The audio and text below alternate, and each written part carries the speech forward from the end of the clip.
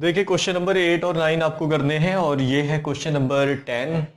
तो काफ़ी important question है। तो देखेंगे इस क्वेश्चन में जैसे कि कहा जा रहा है, a manufacturer produces 3 product x y z which sells to market annual sales indicated below market first mark. और ये आपके प्रोडक्ट गिवन है। इसका मतलब यहाँ पे आपको 3 प्रोडक्ट दे रखे हैं जो जिनको 2 मार्केट में बेचा जा रहा है और यहाँ पे हमें बता रखे हैं कि प्रोडक्ट सपोज डेट ये है प्रोडक्ट एक्स,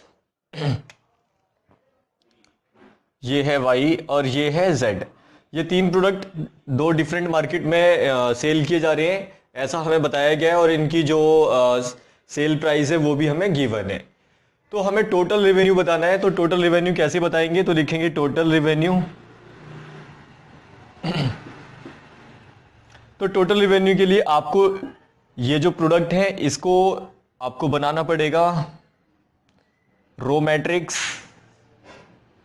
और आपको कॉस्ट को बनाना पड़ेगा इनकी, या सेल को जो बनाना पड़ेगा आपको कॉलम मैट्रिक्स। तो इसका मतलब 10,000,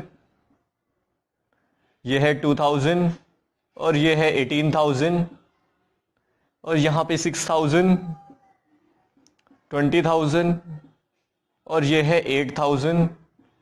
और फिर इसके बाद कॉलम मैट्रिक्स बना लीजिए आप, जो इनकी सेल हमें मतलब जो इनकी सेलिंग प्राइस जो दे रखा है उसको 2.50, 1.50 और 1.00। अब आप इनकी मल्टीप्लाई कर देंगे, जो रिजल्ट होगा वही आपका सॉल्यूशन होगा। ये है मार्केट फर्स्ट और मार्केट सेकंड, ऐसी दोनों मार्केट का आपके पास में टोटल सेल आ जाएगा। तो ये तो है फर्स्ट का सॉल्यूशन, बस आपको मल्टीप्लाई करनी है। सेकंड के सॉल्यूशन में आपको क्या करना है, टोटल ग्रॉस प्रॉफिट बताना है। तो ग्रॉस प्रॉफिट कैसे बताएंगे? तो आप इसमें लिखेंगे ग्रॉस प्रॉफिट इक्वल टू, देखिए यहां पे भी आपके यही 2 मार्केट हैं और 3 यही प्रोडक्ट हैं एक्स वाई जेड। तो लिख लीजिए 10,000, 2,000, 18,000 और ये है 6,000, 20,000 और 8,000। इसके बाद में जब प्रॉफिट बनाएंगे तो प्रॉफिट के लिए आपको selling price minus cost price करना होगा। इसका मतलब 2.50, ये तो हमें सेलिंग प्राइस दे ही रखा है, जबकि कॉस्ट प्राइस भी हमें दे रखा है, उसको आप माइनस कर लीजिए। कॉस्ट प्राइस है आपके पास कितना, ये 2 और ये है 1, 0.50। तो ये है आपका कॉस्ट प्राइस। इसका मतलब कुछ आप इसको ऐसे लिखेंगे 10,000, 2,000, 18,000, 6,000, 20,000, 8,000 और यहाँ पे आप लिख लीजिए 0.50 और 0 ये हो जाएगा 0.50 और 0.50। बस आपको ये मल्टीप्लाई करनी है जिससे आपको नेट ग्रॉस प्रॉफिट मिल जाएगा। तो ऐसे आप टोटल रेवेन्यू भी बता सकते हैं, जिसके लिए आपको सेल प्राइस लेना होगा। और जब आप यहाँ पे प्रॉफिट बताएंगे तो आपको कॉस्ट में से जो ऊपर वाले हैं आपका सेलिंग प्राइस में से कॉस्ट प्राइस को माइनस करना होगा, एसपी माइनस सीपी, इससे आपको मिलता है प्रॉफिट। तो ये मल्टीप्लाई कर लीजिए, बस यही सॉल्यूशन होगा। देखिए ये है क्वेश्चन नंबर 11, काफी इंपॉर्टेंट क्वेश्चन है ये भी। तो यहाँ पे आपको कोई एक्स मैट्रिक्स को फाइंड करना है। तो जबकि हमें गिवन है एक्स मैट्रिक्स इनटू, ये एक मैट्रिक्स सिस्टम है जो कि 2 ऑर्डर 3 का है, ऐसे ये भी 2 ऑर्डर 3 का मैट्रिक्स है। तो आपको इस एक्स मैट्रिक्स को बताना है कितना होगा। तो सपोज डेट यहाँ पे हम लेट करेंगे कि एक्स मैट्रिक्स जो है आपका वो है ABCD, मतलब उसका ऑर्डर 2/2 है। तो इसका ऑर्डर हमने 2/2 क्यों लिया है वो अभी आपको मैं बताऊंगा। तो ये पहले हम वैल्यू जो है एक्स की जगह पुट अप कर देते हैं। 1 2 3 4 5 6 और इसके बाद आपको इन दोनों की मल्टीप्लाई करके लाना है -7, -8, -9, 2, 4 और 6। तो देखिए इसका ऑर्डर है 2 × 2 और इसका ऑर्डर है 2 × 3। तो इसका मतलब आपको अगर आप इन दोनों की मल्टीप्लाई करेंगे तो इनसे बनने वाला जो मैट्रिक्स है उसका ऑर्डर होगा 2/3। इसका मतलब देखिए 2/3। अगर आप यहाँ पे 2/3 का मैट्रिक्स कंसीडर करते तो सपोज डेट यहाँ पे आप ऐसा कुछ लेट करते बी डी ई एफ। तो सबसे पहले तो आप इसकी मल्टीप्लाई ही नहीं कर पाते क्योंकि रो के अंदर है 3 एलिमेंट जबकि कॉलम में है 2 एलिमेंट। तो इसका मतलब अगर हम इसका ऑर्डर यही लेते जो इस मैट्रिक्स का है, मतलब 2/3 ऑर्डर लेते या 2 × 3 का ऑर्डर लेते, तो हम इनकी मल्टीप्लाई नहीं कर पाते और हमें इसकी मल्टीप्लाई करनी थी और मल्टीप्लाई के बाद ऐसा मैट्रिक्स बताना था जिसका ऑर्डर 2/3 हो। तो ये जब भी पॉसिबल हो सकता है जब यहाँ पे आप 2 ऑर्डर 2 का एक मैट्रिक्स कंसीडर करें। तो इसका मतलब हमें यही मैट्रिक्स कंसीडर करना पड़ जाएगा जिसका ऑर्डर 2/2 हो, क्योंकि रो में 2 एलिमेंट, कॉलम में 3 एलिमेंट हैं इनसे बनने वाले मैट्रिक्स में। अब इनकी मल्टीप्लाई कर सकते हैं रो की इंटू कॉलम के साथ, फर्स्ट के साथ में, सेकंड की सेकंड के साथ में।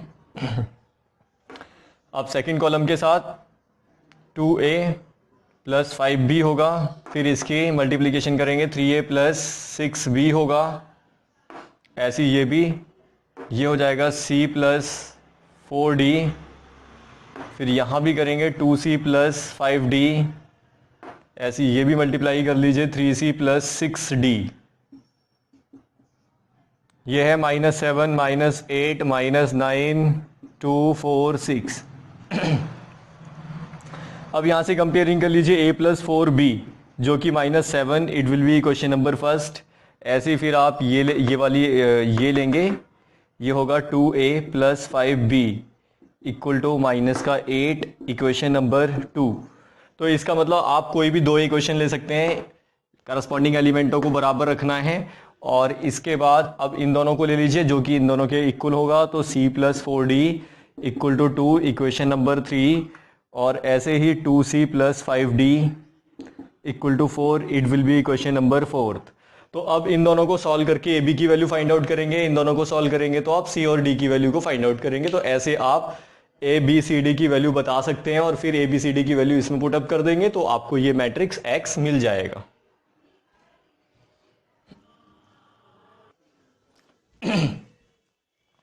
तो देखिए ये है क्वेश्चन नंबर 12। इसमें a और b आपको 2 स्क्वायर मैट्रिक्स दे रखे हैं और यहाँ पे a b और b a दोनों इक्वल गिवन है। तो आपको प्रूफ करना है कि a b to the whole power n = b to the power n into a।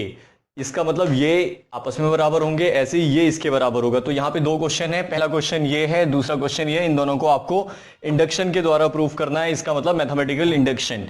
तो देखिए अभी हम इसको फर्स्ट सॉल्यूशन करेंगे, फर्स्ट को सॉल्व करेंगे। तो सपोज डेट अगर आपको दे रखा है ए बी की whole power n b to the power n into a।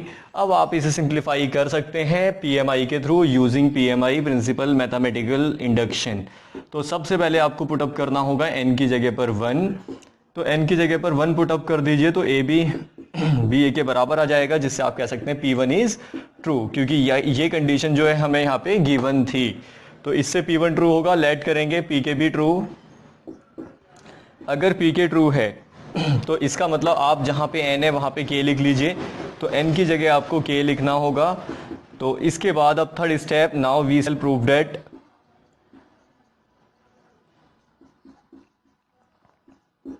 अब हम प्रूफ करेंगे prove that pk + 1 is true.